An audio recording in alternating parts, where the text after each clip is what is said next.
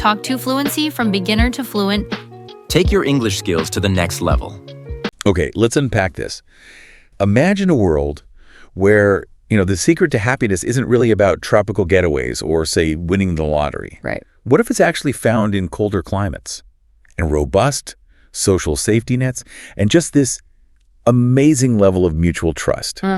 Today, we're doing a deep dive into exactly that. We're exploring what makes countries like Finland and Denmark consistently top the UN World Happiness Report year after year. It's fascinating stuff. Yeah. So our mission for you, as we go through our sources, is to kind of look beyond the headlines. Let's uncover the surprising things that build this contentment and, maybe most importantly, what we can learn from it all. Absolutely. And it's true, we're talking about more than just, fleeting good moods or smiles. Right. Deeper. Much deeper. The World Happiness Report actually measures this underlying satisfaction with life's whole trajectory. And it does that by looking at 6 really crucial areas. 6. Okay. Yeah. Things like GDP per capita, obviously, but also healthy life expectancy, the freedom people feel they have to make life choices. It's a big one. It is. And also the strength of social support networks, generosity within the society, and really critically, the absence of corruption. It's quite a holistic picture. Okay, so when many of us think happy, our minds often jump straight to wealthy. Right. That's the common assumption. But the material we've looked at, it paints a much richer, more nuanced picture, doesn't it? It really does. While these Nordic nations are definitely prosperous, the sources are pretty quick to point out they are not the richest countries in the world by any means. Right. Not swimming in cash comparatively. Not necessarily. The real emphasis, it seems, isn't on piling up vast personal fortunes, but more on fostering a good balance of life. Balance. Okay. That makes me think of that economic idea, diminishing marginal returns. Exactly, that concept. After a certain point, once your basic needs are met and you feel secure, well, an extra $100 or even $1,000 a month doesn't really move the needle much on overall happiness. Yeah. It's like that saying, having money is not everything, not having it. Yeah. That hits hard. That captures it perfectly. And that observation leads us straight to a crucial question. If the goal isn't just about individuals being super rich, how do these societies manage to ensure such widespread economic security for everyone? Yeah, how do they do that? Well, the bigger picture points directly to a really robust welfare state, and one that's funded by tax rates that, frankly, many people outside the region might find, well, surprisingly high. Okay, high, like how high are we talking? Well, in Denmark, for instance, the average income tax is hovering around 37–40%. In Finland, personal income tax can go up to nearly 57%, plus a sales tax near 25%. Wow. Okay, that's significant. So why aren't people up in arms? That's the key, isn't it? Why do citizens seem to embrace these figures? Our sources kept stressing this. The Nordic people are happy to pay those taxes because they get services in return. The trade-off. So what kind of services? We're not talking minor perks. It's things like free education right through university, comprehensive health care, often free at the point of service, heavily subsidized daycare. That's huge for families. Massive. And just a broad, encompassing social safety net that really provides a cushion if things go wrong for everyone. That economic security sounds foundational. But, what really jumped out at me from the sources was how absolutely fundamental trust is. Oh, definitely. Like even in the smallest daily things, it just feels like the absolute bedrock of their whole society, from neighbors interacting to how the government works. It permeates everything. Yeah. I was really struck by some examples we found, like people feeling totally fine leaving their bags, unattended in a restaurant. Or the classic one, babies in strollers outside coffee shops. Exactly. While parents pop inside. It sounds wild to us maybe, but it speaks volumes. It does. And it's not just anecdotes. It's backed up by incredibly low crime rates, this pervasive sense of stability. Like Finland's crime rate. Have since the 90s. Pretty much. And traffic offenses are apparently the biggest chunk of what's left. They also have, a 2% poverty rate? And basically 100% electricity access. It paints a picture of real safety and predictability. So that trust, it's not just nice to have, it actually fuels the system. Precisely. Once you have that deep-seated trust, it's not just making daily life pleasant. It becomes a fundamental driver of their whole economic and social model. How so? Well, in Denmark, it shows up in this unique approach they call flexicurity. Flexicurity, okay, break that down. It's sort of a two-part deal. On one hand, employers have quite a bit of flexibility. It's relatively easy to lay off staff if needed, so businesses can adapt. That's the flexi part. Right. Keeps businesses agile. But, and this is the crucial security part, the state provides really generous unemployment benefits. And not just money, but active support, training, help to get people back into work quickly. Ah, so there's a strong safety net Right. specifically for job loss. A very strong one. So just imagine, knowing that even if you lose your job tomorrow, you're not facing total financial ruin. That collective agreement built squarely on trust, it fundamentally changes how people experience economic risk. It removes a huge layer of stress. That makes a lot of sense. And another thing that's kind of counterintuitive, these happy countries often have pretty long, cold, dark winters. Yeah, you'd think that would be a downer. Right. But our sources show that what they do with their physical environment is actually key to their well-being. Interesting. Like how? Well, take Finland. An amazing 2/3 of the whole country is forest. Wow. And it's not just remote wilderness. Finnish cities actively set aside 30–40% of their urban space for green space.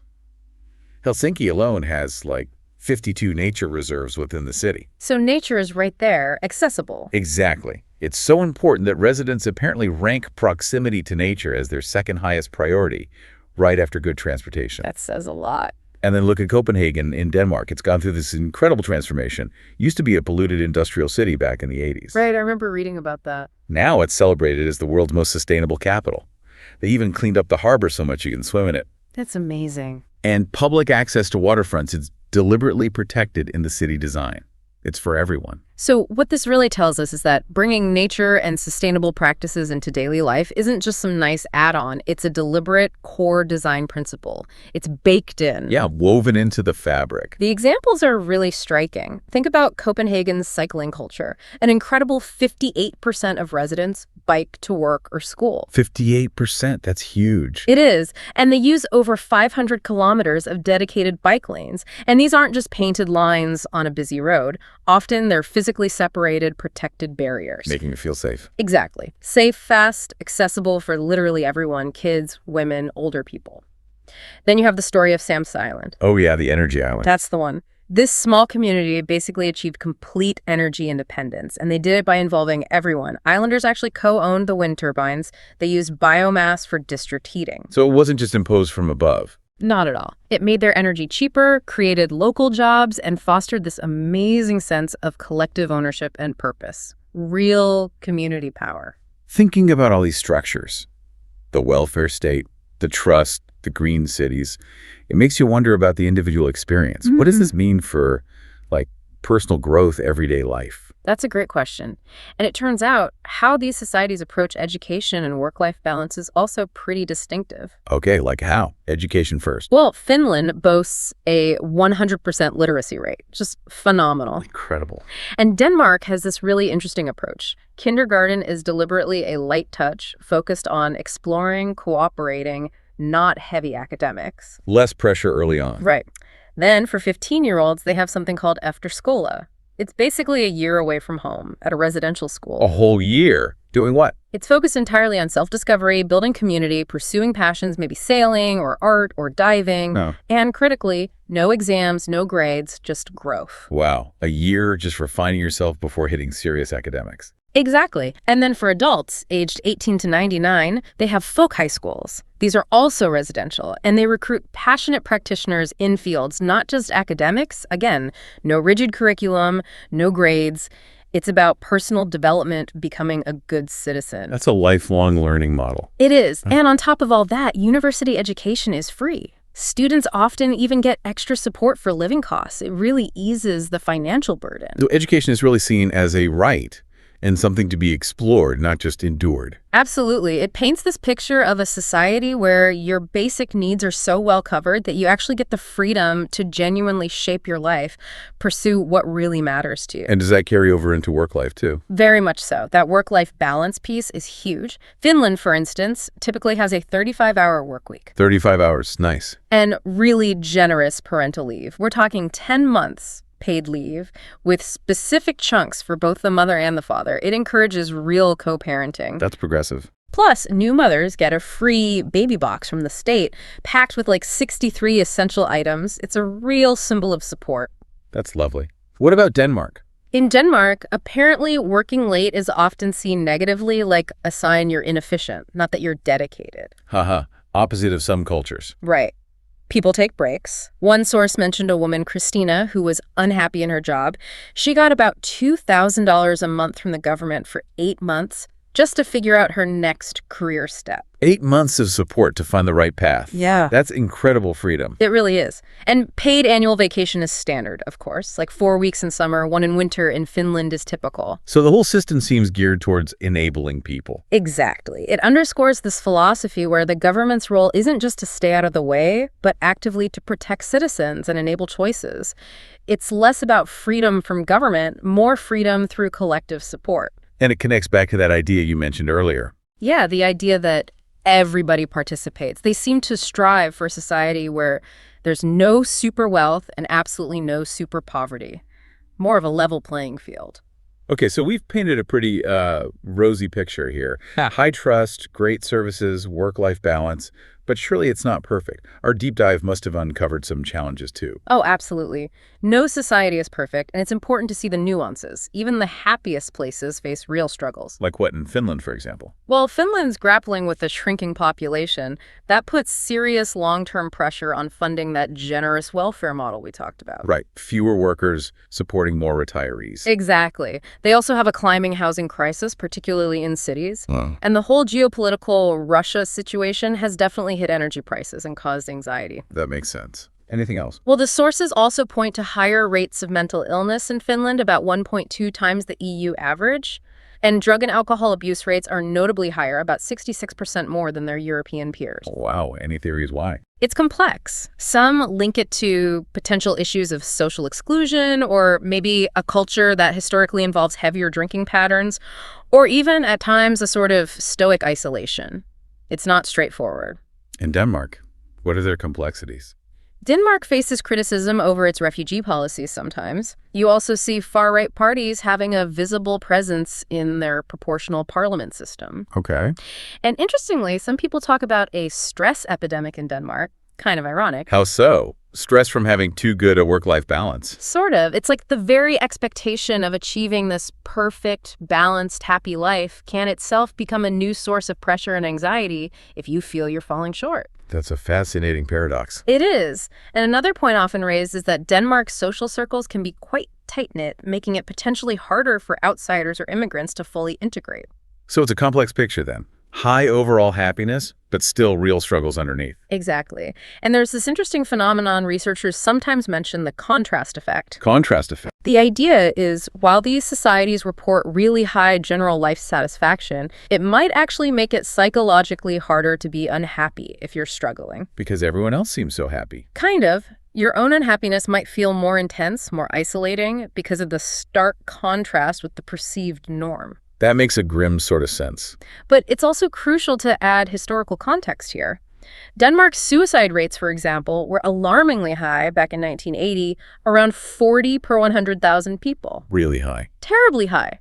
But they've managed to dramatically reduce that down to about 10 per 100,000 now. Finland has also seen significant reductions over the last couple of decades. So while challenges definitely remain, there's also clear evidence of progress and societies actively trying to address these deep issues. Absolutely. It shows they're not static, they're engaged in trying to improve well-being continuously. Okay, so beyond the big policies and the societal structures and even the challenges, our deep dive also uncovered some really unique, almost delightful cultural rituals, didn't it?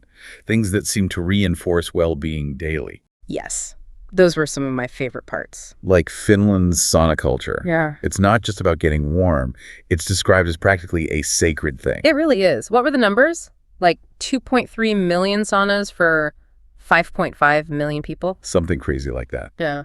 It's where families bond, apparently. And there's this cultural rule, you just don't fight in the sauna. A secret truce zone. Totally. Apparently, even the Finnish government uses saunas to hash out difficult political compromises sometimes in that calm, neutral space. That's brilliant. And then you have Denmark's hygge. Yes, hygge. Hard to translate, right? Very. Often described as the art of creating a nice atmosphere. It's like this deliberate mix of comfort, pleasure, and togetherness. Cozy seems to be key. Definitely. Big focus on warm, inviting lighting candles are almost essential, and creating these cozy little spaces, a high crog, like a cozy nook. So these aren't just quaint traditions then, they actually contribute. I think so. We connect it to the bigger picture. These are deliberate, almost daily practices. They create consistent moments of pleasure and togetherness. Little deposits in the happiness bank. Exactly. They accumulate. And they foster this higher sense of life satisfaction over time. It feels like a cultural choice to be glad. That's their word, right? A more grounded appreciation. Even if it's not like that big elusive happiness. Precisely. These cultural comforts provide this resilient baseline of contentment, a constant source of quiet joy, perhaps. Okay, so pulling this all together, for you listening today, I mean, maybe moving to Finland or Denmark isn't practical right now. Probably not for everyone, no. But our sources really do offer some powerful, actionable ideas for boosting your own sense of well-being right where you are. Absolutely. There are definitely takeaways. What really stands out to you? Is it that deep value placed on community and support? Or maybe the conscious effort to integrate nature into life? The work-life balance focus? Or that bedrock of trust? It could be any of those, depending on your own life and values. And our deep dive suggests even small shifts, especially in mindset, can make a difference. There was one practical tip I liked. Go first. Ah, yes, initiating positivity. Yeah, whether it's just offering a smile first or making eye contact or a small friendly gesture, actively initiating that positive human interaction. It's a small thing with potentially big ripples. And then there's Denmark's ABC for mental health. Right. What was that again? Simple but powerful. Be active, do something with other people, being together essentially, and do something considered meaningful. ABC. Active, being together, considered meaningful. I like that. Simple framework. It really is. And it brings us back, I think, to a broader, maybe more provocative question to leave people with. Okay, what's that? Well, if happiness at its core is really about making choices for a better direction for the country, as one source put it, what conscious choices are we making? In our own lives, yes, but also in our communities. What does a true common good look like for you personally? And how do you contribute? Exactly. It circles right back to that fundamental idea of the balance between our individual goals and our collective well-being. It reminds us that happiness isn't purely an individual hunt. It's deeply collective, too. That's a powerful thought to end on. We've really journeyed through a fascinating landscape of happiness today, haven't we? From Finnish forests to those Danish bike lanes. From high taxes to high trust. Yeah. It's just a powerful reminder that our collective choices, the values we decide to live by, they really do shape our individual lives and our shared well-being in profound ways. Couldn't agree more. Thanks for watching. See you later, and Talk to Fluency YouTube channel. Talk to Fluency from beginner to fluent. Take your English skills to the next level.